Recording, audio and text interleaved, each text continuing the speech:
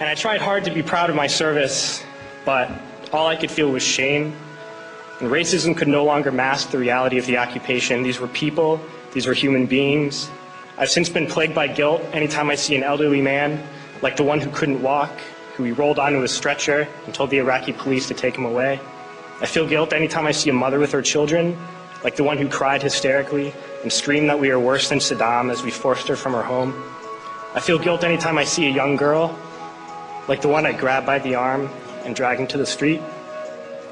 We were told we were fighting terrorists. The real terrorist was me, and the real terrorism is this occupation.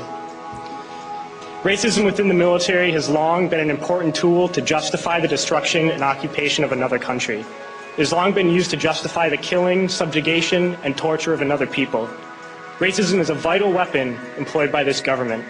It is a more important weapon than a rifle, a tank, a bomber, or a battleship. It is more destructive than an artillery shell, or a bunker buster, or a Tomahawk missile. While all those weapons are created and owned by this government, they are harmless without people willing to use them. Those who send us to war do not have to pull a trigger or lob a mortar round. They do not have to fight the war, they merely have to sell the war.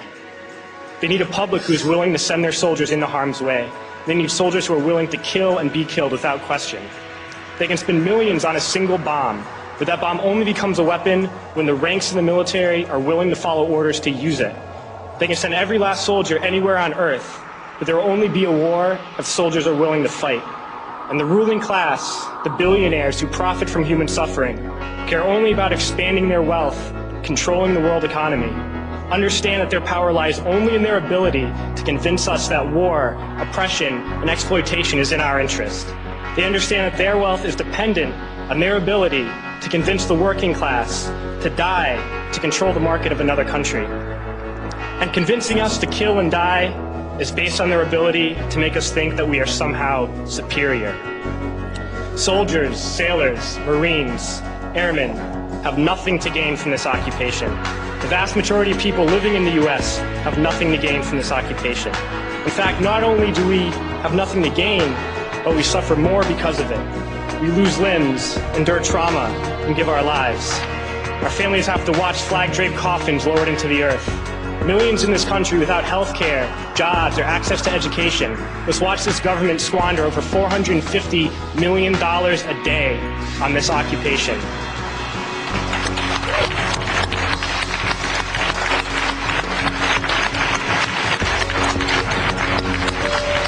Poor and working people in this country are sent to kill poor and working people in another country to make the rich richer. And without racism, soldiers would realize that they have more in common with the Iraqi people than they do with the billionaires who send us to war.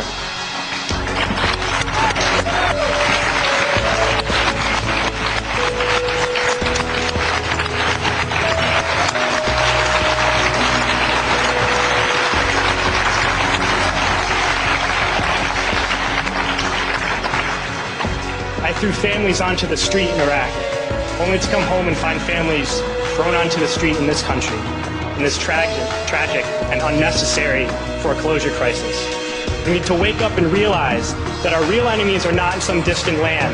They're not people whose names we don't know and cultures we don't understand. The enemy is people we know very well and people we can identify. The enemy is a system that wages war when it's profitable. The enemy is the CEOs who lay us off from our jobs when it's profitable.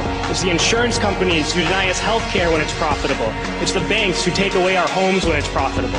Our enemy is not 5,000 miles away. They are right here at home. If we organize and fight with our sisters and brothers, we can stop this war, we can stop this government, and we can create a better world.